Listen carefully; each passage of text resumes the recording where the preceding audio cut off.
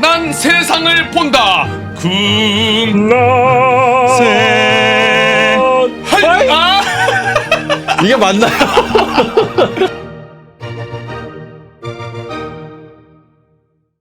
자, 우리 금난새 또 이번 주도 함께 할 텐데요. 드디어 미쉐린 타이어가 하고 원래 끼고 있었던 한국 타이어가 돌아왔습니다. 네. 명민수연 씨, 반갑습니다. 원래 저는 지금 병상에 누워 있어야 되는데, 그러니까요. 간호사가 와 지금 가면 네. 무조건 죽는다 네. 이랬거든요. 네. 근데 링겔 딱 뽑으면서 어차피 금난새가 없으면 난 죽은 몸이다. 딱 이러고 와버렸습니다. 야, 대단합니다, 진짜. 표정 영혼 좀 담아줄래요? 아, 근데 얼굴이 네. 지금 정찬성 씨랑 뭐 경기 한번 뛰고 온 거예요? 어떻게 된 거예요? 많이 지금 닫혀 있는 것 같은데요. 지금 좀 많이 부어있어요. 많이 부어있어요. 지금 나가면 무조건 죽는다. 이랬는데 지금 살아있는 상황입니다. 네. 이거 끝나고 우리- 죽을 수도 있어요. 여러분도 오해하시면 안 되는 게 지금 뭐 늦잠 자가지고 금방 도착해서 저 상태가 아닙니다. 네네네. 네, 일찍 일어나서 하루 종일 움직였는데 저 상태라는 거 네. 참고해 주시고요. 다음 주면 괜찮겠죠. 다음 주면 괜찮겠죠. 네네. 기대해 보고요. 자, 그리고 오늘도 우리 정광훈 대표님 함께합니다. 대표님. 안녕하세요. 반갑습니다. 네. 본격적으로 달려봐야 될 텐데 네. 오늘 여러 가지 준비한 곽수산 씨랑 제가 또 가지고 온 앨범 여러 가지가 있습니다. 앨범. 그럼 첫 번째 앨범부터 가보도록 하겠습니다. 호이.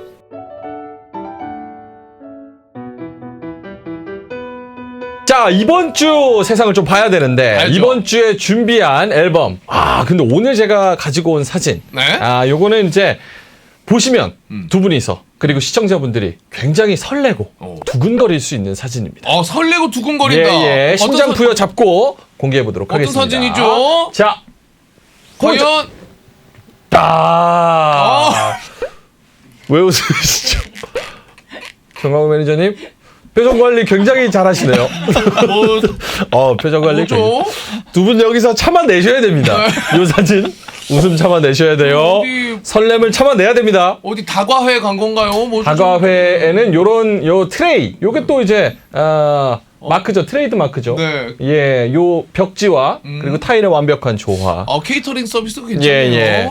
주로 이제 제가 뭐 직접적으로 저희가 교양 방송이기 때문에 말씀은 안 드리겠지만 정답 5만 원. 5만 원. 3만 원. 3만 원. 3만 원입니다. 3만 요건 원. 3만 원이에요. 예, 예. 3만 원입니다. 자, 요렇게 요 사진 주로 우리가 쉬어갈 때 네. 주로 많이 보는 사진입니다. 여기 잠깐 쉬었다가. 쉬고 갈까? 되게 자연스럽네요. 멘트 자연스러웠어요. 어제 해본 거예요? 무조건 쉬고 가고 싶어요. 그래서 쉴 때 우리가 보는 여러 가지 그런 그림인데 요걸 왜 갖고 왔냐? 쉰다는 게 포인트다. 오늘 다룰 주제가 그렇습니다. 오늘 녹화일 기준으로 이제 내일 CPI 그리고 중국에서도 CPI, PPI가 나오고 다음 주에는 또 이제 FOMC가 예정이 되어 있습니다. 그래서 증시가 어느 쪽으로 가야 될지 갈팡질팡 지금 자리를 못 잡고 있는 상황이어서 자, 이럴 때는 전략적으로 쉬어가자. 어디 쉬고 가자. 3만 원 내고 어디서 쉬고 가자라는 의미로 그래서 제가 이 사진을 갖고 와봤습니다. 그래서 정광훈 매니저님한테 의견을 뭐 여쭙고 싶은 게 저는 지금 개인적으로 주식 투자할 때 이번 주 다음 주는 좀 쉴 예정입니다. 안 움직이는 게 상책이다. 왜냐하면 여러 가지 지표를 좀 확인해보고 가자라는 게 제 생각인데 일단 당장 오늘 기준으로 이제 내일 저녁 9시 반에 나오는 CPI, 소비자 물가 지표, 요거 지금 어떻게 나올 것으로 예상이 되고 있고 요거 따라서 우리가 어떤 전략적 행동을 해야 되는지. 네네. 지금 CPI가 뭐 물가가 문제라는 거는 모두 알고 계시는 상황일 텐데 내일도 물가가 꽤나 높게 나올 것으로 지금 예상이 되고 있습니다. 그 전달에 보시면은 8.5에서 8.3으로 조금 내려오기는 했지만은 이번에 보시면은 컨센서스를 좀 총합해서 평균을 내보면 대략 한 8.2에서 8.3 사이로 별 차이 없네요. 예, 여전히 아주 높은 수준으로 나올 걸로 예상이 되고 있습니다.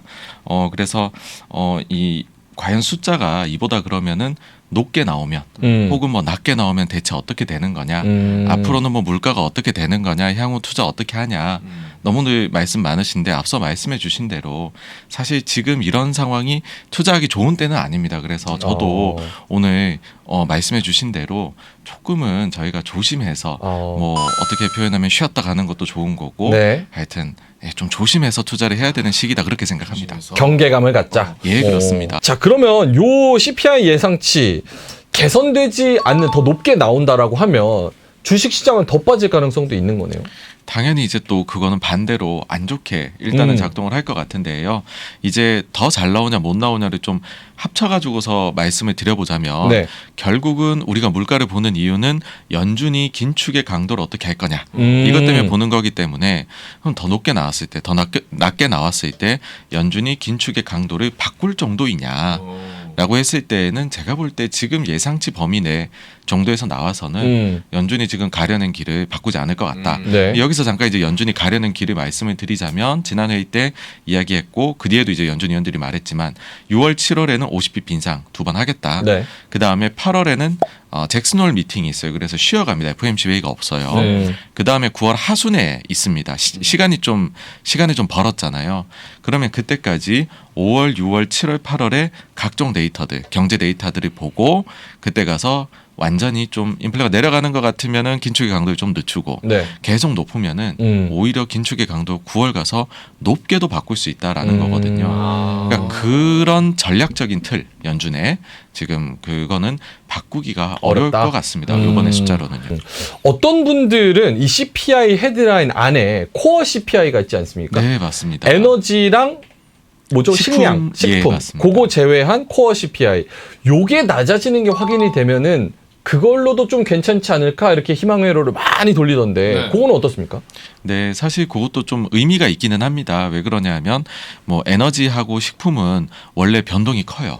뭐 에너지도 뭐 그다음에 식품 같은 경우도 가뭄 오고 나면은 변동이 크다 보니까 우리는 그걸 제외한 것들이 봐야 된다라는 거를 이미 많이 여러 차례 얘기했고 파월 의장도 코어 PC 물가에 대한 이야기를 여러 차례 했었거든요. 네. 그래서 근원 지수가 만약에 내려오게 된다 그러면 이 또한 좋기는 할 텐데 앞서 말씀드린 대로 한두 달치 보고서는 시장이 안도감을 느끼진 않을 것 같아요. 그러니까 여러 차례에 걸쳐 갖고서 좀 안정이 되어야 된다라는 게 좀 확인이 되어야 될 것 같고요. 그 다음에 근원 물가 지수 같은 경우에는 네. 그 지금 제일 크게 차지하는 게 그러니까 저희가 좀 예상해 볼 수가 있어요. 제일 크게 차지하는 게 집 관련된 거예요. 집. 부동산. 주거비. 어. 근데 주거비는요, 과거에 역사적으로 집값의 상승을 후행을 합니다. 그러니까 집값이 오르고 나면 그러면 집주인들이 월세를 올리는 거죠. 아, 집값이 오르고 나서 렌트비를 올린다. 예. 어허. 여전히 집값 상승 속도가 대단히 높습니다. 어. 그 뭐 케이스 실러 같은 그 주택지표. 예, 지수 상승폭을 보면 여전히 20% 이상 전년 동기 대비 상승입니다. 그 집값은 왜 이렇게 오르는 거예요? 그러니까 사실 뭐 유동성은 너무 많이 풀렸고 아, 돈이 많이 풀려서. 네. 그러다 보니까는 집에 대한 수요가 음. 사실 좀 곁다리긴 합니다만 최근에는 집 매매는 많이 줄었어요.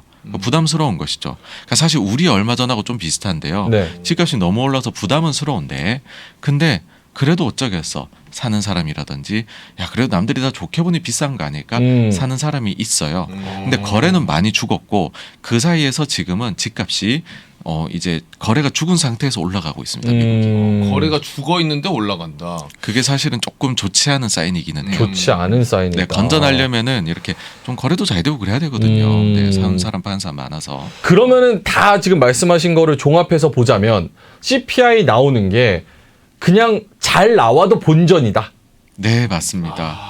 그러니까 이 잘 나오는 게 몇 개월 연속으로 그러니까 사람들이 안도감을 가질 정도로 이제 나와줘야 될 거고요. 근데 저희가 보고 있는 각종 거기에 대한 선행 지표들조차도 아직 안 내려오고 있으니까 예, 좀 그 시기가 좀 아직 많이 남은 게 아닌가 그러는 거죠. 그래서 증권사 보고서를 보니까 이게 물가가 한 번에 잡힐 일은 거의 없다. 그래서 4분기까지 봤을 때도 한 6% 정도까지 잡으면 잘 잡는 거다. 또 이런 얘기들이 나오더라고요. 예, 맞습니다. 네. 그러면 연준이 그런 거를 봤을 때는 긴축 속도에 브레이크를 걸 가능성은 거의 없다라고 봐야 된다. 네, 지금으로서는 뭐 없다고 거의 생각합니다.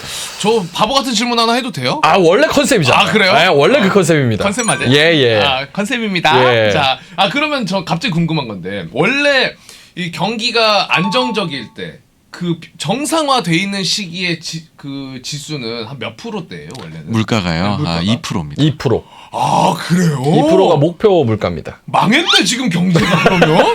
지금 8%면은? 되게 바보 같았어. 방금. 되게 바보 같았어. 바보 됐어요? 와, 좋았어요. 컨셉 소화 잘하네, 저분. 미션 클리어. 2%대구나. 2%대인데. 아, 중국 지금 CPI, 중국 CPI도 내일 PPI랑 같이 나오잖아요. 예. 그거 중국 CPI 보니까 2% 정도인 네. 것 같던데. 예, 그건 괜찮아요? 중국은 사실 중국의 CPI는 글로벌에서 별로 그렇게 중요도가 높진 않습니다. 아, 그래요? 예, 아, 왜 그러냐면은 그래요? 중국의 여기에서 음식료가 차지하는 비중이 높은데 그 중에서도 뭐 돼지고기나 이런 게 비중이 높거든요. 네. 물론 이제 실제 그쪽 소비가 많다 보니까인데 이거 자체가 가격이 변동이 그때 돼지 열병이었나요? 뭐가 있으면서 네. 그때부터 이제 이게 변동폭이 굉장히 커졌어요. 음. 그래서 지금도 좀 CPI가 낮은 이유는 돼지 가격이 안정화가 돼가지고 그런 부분이지 진짜 내부적인 이유라는 거죠. 글로벌한 이유로 따졌을 때는 압박이 존재합니다. 그러니까 사실 그래서 더 보셔야 될 거는 한국인데 한국. 예, 우리가 보시면 최근에 5.4%가 나왔어요. 원래 예상치가 5.1이었는데 높게 나왔고 네. 신임 이제 한국은행 총재께서도 향후 몇 개월은 5% 이상 내년 초에도 4%대 예상이 된다 말씀을 하셨었는데 우리나라 같은 경우에는 이런 것들이 좀 반영이 되고 있는 거죠. 글로벌 요인들이. 근데 한국도 한 가지 반영이 안 된 게 있어요. 한국은 전기료입니다. 전기료. 예. 그러니까 글로벌이 8%잖아요. 예. 우리 5%면 괜찮은 것 같잖아요. 음. 근데 우리의 5%대에는 전기료 상승이 부과가 안 돼 있어요. 원래 통계 집계할 때 그런 거예요? 있는데 전기료를 지금 안 올리고 있으니까 만약에 만약에 우리가 일본만큼 최근 1년 동안 일본이 올린 만큼 올렸다. 최근 1년간 스페인이 올린 만큼 올렸다. 네. 그러면 그 전기료 가중치가 있을 거잖아요. 그 물가지수에 차지하는. 그 제가 시뮬레이션을 해보니까 네. 우리 물가도 그렇게 되면 6에서 9% 상승이더라고요. 와, 6에서 그러니까 사실 우리가 그런 거예요. 막 지금 장바구니가 가벼울 수밖에 없는 거예요. 우리도 지금 많이 올랐어요. 걱정 안 되는 표정이에요. 공감이 안... 걱정되죠. 저는 지금 예. 그 고기 한 근 살 돈이 없어가지고 예. 표현도 두근두근이란 표현 써본 적이 없어요. 항상 한근 아, 그래요? 반근 설렘이 없네요. 설렘이 없습니다. 요거 보고 유일하게 설렜네. 그거는 좀 설레요. 알겠습니다. 자, 그러면 CPI 얘기를 쭉 해봤는데 우리나라는 어떻게 될 것이냐. 제가 네네. 엊그제 굉장히 무서운 리포트를 읽었는데 그 60년대 이후에 미국이 금리 인상을 단행해 왔던 11번을 금리 인상을 단행을 했는데 그 중에서 이 금리 인상을 단행하고 막판에는 누군가 어떤 기업이나 나라가 파산을 했다는 거예요. 그래서 94년에는 멕시코 금융위기가 있었고 80년대에는 중남미 부채 위기가 있었다. 이런 근거를 또 들었는데 미국이 올렸는데 네. 우리가 뭐 미국이 올리면 미국 금리를 못 따라가니까. 못 따라가니까. 그럼 다른 나라는 이러다가 경기 침체가 또 오고 파산을 또 타버리는. 바지가랑이 쫙 찢어져 버리는 거지. 따라가려다가. 근데 우리나라는 당연히 여기에는 포함되지가 않겠죠. 체력이 좋으니까. 근데 어쨌든 옆 나라 아니면 저 먼 나라 뭐 우리는 수출하는 국가니까 그런 나라들이 하나둘씩 쓰러지면 우리나라 경제에도 분명히 타격이 있지 않습니까? 네, 맞습니다. 질문을 잘하네. 괜찮아요? 질문 잘하네. 누워있는데 제가 3%만 보면서 공부만 했습니다. 와, 굿 퀘스천. 예. 좋아요. 나이스. 예. 사실 이제 한국이 예전 같으면 막 금융위기다 IMF다 걱정을 했겠지만 이제는 우리도 엄청나게 성장을 했기 때문에 그런 정도 레벨은 아니고요. 하지만 우리는 수출하는 국가잖아요. 그래서 해외에서 어떤 곳에서 문제가 생기면 그쪽의 소비가 자연적으로 줄어들게 될 거고 우리 수출 경기도 꺾일 수밖에 없는. 그래서 우리도 어쨌든 안 좋은 거는 사실이다. 이런 일이 벌어지면 네, 그렇고요. 아까 정말 말씀을 잘해 주신 게 금리 인상기가 멈추고 나면 그 뒤에 침체가 오는 경우가 너무너무 많았었어요. 그러니까는 이제 보통 이제 1950년 이후부터로 해가지고서 금리 인상기를 잡는데 총 14번이 있었고요. 14번. 그 중에서 침체를 피해간 금리 인상기는 3번밖에 없었습니다. 와, 14번 중에. 예. 근데 그 3번에 대해서 그래서 이게 좋은 기억일 거잖아요. 연준 입장에서는 3번 이건 정말 자기네들 기록해둬야 될 그런 일일 거잖아요. 그래서 이 얘기를 요즘에 파월 의장이 많이 하고 다닙니다. 우리가 이번에 금리를 올리지만 과거 그 3번처럼 하고 싶어라고 하면서 구체적으로 이제 그 시기를 얘기를 하세요. 65년, 그다음 84년, 94년 이때처럼 되고 싶다. 그 되고 싶다는 말은 되고 싶다. 정책 관리하는 사람이 할 말은 아니잖아요. 아니 뭐 되고 싶다. 될 것이다. 이렇게 만들겠다라고 얘기해. 나 그때처럼 되고 싶어. 나도 김프로처럼 되고 싶어. 파월 이렇게 무책임합니까? 그때 기억 너무 좋았어. 아니 파월이 이렇게 이거 좀 아니지 않나? 어쨌든 그때 기억이 좋았었다. 예. 그래서 요 얘기들을 많이 하고 그러면은 이제 60년대 80년대 너무 먼 얘기니까 90년대 이때의 당시에 연준에서 투표권을 행사하시던 분들이 아직까지 경제계에서 활발하게 있단 말이죠. 오. 대표적인 인물이 옐런이에요. 옐런은 이걸 할 때 그 실제 투표권을 행사하는 위치에 있었거든요. 그리고 뭐 저희 이제 소위 말해 올드보이들입니다. 연세가 많고 네. 옛날에 했던 분들. 근데 그런 분들이 요즘 잘 맞추잖아요. 왜 잘 맞추냐? 이때 자기가 경험을 했거든요. 그러고 나니까는 이게 내가 해봐서 아는 데라는 거예요. 그럴 땐 이렇게 하는 게 더 좋아. 라떼 그라떼입니다, 여러분. 미국도 꼰대가 있군요. 네, 사실 저도 이번에 그 코로나 이후에 돈 풀고 할 때 네. 그런 올드보이들의 말을 처음에는 잘 안 들었어요. 저분들은 이제 고장난 시계다. 너무 잘 틀린다 했는데 이번에는 귀신같이 잘 맞추세요. 그래서 저도 중간에 확 바꿨습니다. 요분들을 따라가야 되겠다. 이런 게 또 사이클이 있기 때문에 딱 들어맞는 포인트들은 분명히 있다. 예, 맞습니다. 그리고 아까 말씀해주신 이제 미국이 이제 만약에 소프트 랜딩이 되더라도 주변국들이 위기를 겪는 경우들 말씀해 주시는데 네. 그거 자체가 바로 미국이요. 한번 이렇게 자기가 상황이 안 좋을 때는 네. 무자비하게 통화 정책을 걷어들입니다. 돈 풀 때도 화끈했지만 걷어들일 때에도 남 눈치를 안 보거든요. 유명한 발언이 있습니다. 예전에 미국의 재무장관이 했던 말이 달러는 그 우리의 그 이제 글로벌의 통화인데 문제는 이제 이걸로 인해서 발생하는 거는 너네들한테 있다. 우린 기축통화고 쓰는 건 니네 맘이지만 책임도 니네가 져. 예, 그러니까는 그 이제 우리 통화의 변동에 대해 가지고서 너네들이 영향을 크게 받을 수 있는데 내가 상관할 바가 아니고 내가 경제 정책을 만들 때에 참고해야 될 것도 아니다. 상남자네. 그래서 야. 원래 고립주의예요. 미국은 고립주의를 택하고 있어갖고서 그런데 그거를 최근에 그나마 조금 걱정을 해줘요. 글로벌적인 거를 넣어줍니다. 가령 옐런도 요번에 했던 얘기가 달러가 강해지는 것 때문에 글로벌 경제에 걱정이 생긴 걸로 이제 이해하고 있다. 이런 식으로 발언하거든요. 그거는 약간 스탠스가 바뀐 게 미국이 다른 나라 걱정을 착해서 해주는 게 아니라 네. 예전보다 더 글로벌화, 체인화 돼가지고 하나 쓰러지면 자기네들 부담이 더 늘어나니까 그런 거죠? 맞습니다. 예, 예. 착해서 그런 게 아닙니다. 네. 그래서 이제 미국도 자기네한테 만약 그쪽 나라에서 큰 위기가 생겨서 자기네 나라한테 그 위험이 전이 될까봐. 그러니까 이런 과거 경험들이 있으니까 얘기를 하는 거거든요. 결국 나 신경 쓰는 거구나. 내 신경. 예. 걱정해주는 척 하는데 그 내 신경이야. 나 잘 되자고. 요즘은 보면은 뭐 스리랑카 아니면 이집트 이런 나라들이 뭐 IMF 신청을 했다 이런 얘기들이 들려와요.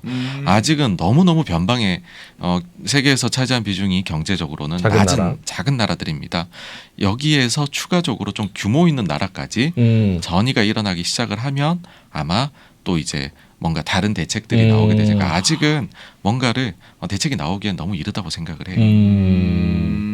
우크라이나도 그렇지 않습니까? 요즘 뭐 FTA나 뭐 수출, 무역 이런 거 하면서 각 나라들이 자기가 잘 만드는 물품과 서비스에 집중하잖아요. 그러니까 조그만 나라가 뭐 타격을 받는다고 해도 거기서 무언가가 핵심적인 게 안 나와 버리면 세계적으로 안 나와 버리면 다른 나라들이 또 영향을 받고 사실 우크라이나 러시아 전쟁할 때 우크라이나에서 밀이 그렇게 많이 난다는 거 우리 이번에 처음 알았잖아요. 맞아요. 그런 것처럼 연쇄적으로 다른 나라들 쓰러지는 게 우리나라도 타격을 받을 수 있다. 와, 정리 깔끔하다. 와. 깔끔했습니다. 나 진짜 자랑스러워요. 네. 고맙습니다. 고맙습니다. 자랑스러워요. 자, 그러면은 정강훈 매니저님 마지막으로 짧게만 지금 코스피를 봤을 때 이제 박스권에 갇혀서 위아래로 왔다 갔다 하는데 전문가들 말로는 일부 전문가들 말로는 저점이 확인됐다. 어떤 미국이 떨어지고 무슨 안 좋은 이야기 나오고 이랬을 때 코스피가 일정 수준 이상으로 더 이상 떨어지지 않으니까 저점이 확인됐다. 그래서 지금 파는 거는 뭔가 손해고 어리석은 짓이다. 그래서 도망치지 말아라. 버텨라. 이렇게 얘기하는데 이 전략에 동의하십니까? 저는 좀 조심해야 될 것 같아요. 조심해야 된다는 게 현금이 참 좋을 것 같고, 그러니까 신규 투자는 정말로 조심히 신중히 하시란 말씀드리고 싶고요. 그 다음에 지금 말씀하시는 많은 분들께서 뭐 우리나라가 PER 10배 부근이니까 네. PBR이 1배 부근이니까 여기서는 안정적이다. 너무 하시는데 싸다는 얘기 많이 들었어요. 그게 사실 우리나라 평균입니다. 우리가 평균이 싸다고 하지는 않거든요. 평균이다. 그 정도가 한국은 그냥 평균이었고요. 아하. 그리고 특히나 PER은 저희가 얘기하기가 어려운 것이 이익은 경기에 따라 많이 움직입니다. 지금 이제 우리는 본격적으로 침체를 걱정하기 시작했거든요. 네. 침체가 온다는 거는 상당히 이익에 타격을 준다는 말이고요. 음. 과거에 금융위기 때 한번 말씀을 드려보면 그때 당시 어땠냐면 우리 증시가 2,000을 넘어갔어요. 처음으로. 그때에도 PER이 10배 초반이었습니다. 오. 그때 당시에 우리가 세후 순이익이 합산하면 60조를 벌었고요. 그 다음에 이듬해에 70조 이상을 벌 걸로 예상을 했었어요. 그런데 현실은 30조 조금 더 벌었어요. 이듬해? 예. 와. 그래서 2,000포인트일 때도 10배 초반이라 그랬고 반토막 나서 1,000포인트인데도 10배 초반이었어요. 그러니까 그거는 그렇게 참고할 게 못 됩니다. 예. 지금 저도 이제 궁금한 게 지금 10만 예를 들어 10만 원을 넣었으면은 한 3,200원 정도 있는데 요것도 현찰로 만드는 게 좀 의미가 있을까요? 그거는 바꿔서 껌 사 먹으세요. 아, 그게 나아요? 네. 어때요? 10만 원에서 3,200원 된 거. 그거라도 건질까요? 그러니까 지금 20% 장이 빠졌었잖아요. 네. 약간 반등은 했지만은, 그러니까 이미 투자를 했고 내가 지금 많은 분들이 다 물려 계시잖아요. 네네. 그거를 지금 이 가격에 팔아라 그러면 이건 심정적으로도 매도가 안 나갑니다. 맞아요. 손이 안 예, 나가죠. 예. 그래서 지금 남아있는 현금이 있다면 네. 그 다음에 전문 투자자가 아니시라면 월별로 들어오는 현금이 있으실 거잖아요. 네네. 그거는 정말 신중하시라는 거고, 한 가지 분명한 거는 빚을 내셔서 투자하고 있는 게 있다면 그건 바로 정리하시라. 맞습니다. 뭐 레버리지, 예. 신용 미수, 예, 맞습니다. 절대 안 된다. 예. 아니 혹여나 저점이라고 판단을 해가지고 신용으로 더 물타기 들어가고 요거는 위험한. 절대로 안 됩니다. 절대로 안 돼요. 예. 그건 절대 안 됩니다. 빚을 내기 좋은 타이밍과 나쁜 타이밍이 있어요. 그러니까 사실 빚은 안 내는 게 제일 좋은데, 네. 네, 그러면 또 늘 이게 뭐 언제 돈 버냐 이런 말씀하셔서 네. 빚 내기 좋은 타이밍은 변동성이 낮을 때예요. 그러면은 증시 국면 중에서 여러 국면 중에 가장 좋을 때는 실적 장세일 때가 변동성이 제일 낮습니다. 말씀해주신 이제 많이 빠져서 바닥을 여기 바닥 아닐까, 여기서 V자 반등하지 않을까 들어갈 때 있잖아요. 네. 이때는 만약 그게 바닥이라면 금융장세 시작이거든요. 금융장세에는 변동이 굉장히 커요. 그래서 잘못하면은 내가 바닥을 잘 잡은 것 같다가도 반대 매매가 나와버릴 수도 있어요. 자고 일어나면 로스컷 딱 당하고. 예. 야. 그래서 그거는 조심하시고 진짜로 만약에 꼭 빚을 내 투자를 하시고 싶다 네. 하시면은 그 뒤에 실적이 실제 좋아지기 시작한 실적 장세, 그리고 모든 국면 중에 실적 장세가 기간이 제일 길어요. 그때는 일부 빚을 내서 투자하셔도 괜찮다. 굳이 하신다. 아, 지금은 타이밍이 아니다. 네. 아, 지금은 퇴실 타이밍. 지금은 예. 역자가 붙어 있어요. 예. 역실적입니다. 안 좋습니다. 예. 대출 취소. 네네네. 어제 저한테. 네 죄송합니다. 네. 카드론이죠? 카드론. 아, 네, 카드론. 급하게 좀 뺐네요. 네. 이율 22%. 급하게. 예, 예. 예, 알겠습니다. 자, 그럼 CPI 그리고 FOMC, 그리고 앞으로 우리가 전략을 어떻게 짜봐야 되는지에 대해서 여러 가지 이야기를 나눠봤습니다. 자, 그럼 1학장은 여기서 끝내도록 하겠습니다. 퇴실! 자신감이 차오른다. TRX2. 투자를 많이 하고 오랫동안 해본 분들이 특징이 있어요. 참 세상을 많이 알아요. 그러니까 경제가 아니면서도 이런 다양한 뭐 정치나 아니면 행정이나 아니면 심지어는 타국의 문화까지도 예, 굉장히 많이 알거든요. 어떻게 경제만 따로 떨어져 나갈까요? 말이 안 되잖아요. 전공자니까라는 생각을 좀 많이 하시는데 전공 공부보다는 이런 역사학 같은 거 좀 관심이 있었고 돌아보면 이제 생각을 좀 이렇게 총체적으로 하는 데는 도움을 많이 줬었던 것 같아요. 그래서 총체적으로 봐야지 뭐 어떤 내용이든지 좀 더 자세히 볼 수 있다 이제 그렇게 생각을 했었고요. 그냥 개별적인 지식들, 파편적인 지식들이라도 그냥 막 쌓아놓다 보면 이놈들끼리 이제 달라붙어가지고 새로운 모습들을 이제 보이게 되는 경우들이 있고요. 이렇게 쭉 보다 보면 어느 순간 보이는 그 순간들이 있습니다. 이제 자꾸 바둑돌을 놓다 보면은 어느 순간 연결이 되잖아요. 그런 개념이라고 보시면 됩니다. 알겠습니다. 안녕하세요 여러분, 저 김프로 김동완입니다. 우리는 매일 어떤 결정을 하고 행동을 하죠. 하지만 이 어떤 분들은 그 결정과 행동의 성공 확률이 굉장히 높기도 하고요. 또 어떤 분들은 그 성공의 확률이 매우 낮은 걸 봅니다. 어떤 선택이 모이느냐에 따라서 우리의 인생은 정말 큰 차이가 나게 되는데요. 좋은 선택을 하는 분들을 가리켜서 우리는 보통 현명하다고 하죠. 여러분, 이 현명함은 과연 어디서 오는 걸까요? 제 생각에는 세상에 대한 총체적이고 바른 이해가 가장 중요한 것 같습니다. 세상을 폭넓게 이해하고 현명한 판단과 실행을 통해서 인생의 중요한 기회를 놓치지 않는 것. 바로 그것이 지금 우리에게 필요한 지혜라고 생각합니다. 그래서 저희 3프로TV가 이 지혜를 기를 수 있는 교육 프로그램을 만들었습니다. 바로 위스덤 칼리지인데요. 정말 다방면에 걸친 지혜 있는 분들의 정성스러운 교육 커리큘럼을 준비했습니다. 저희 위스덤 칼리지와 함께 하시죠.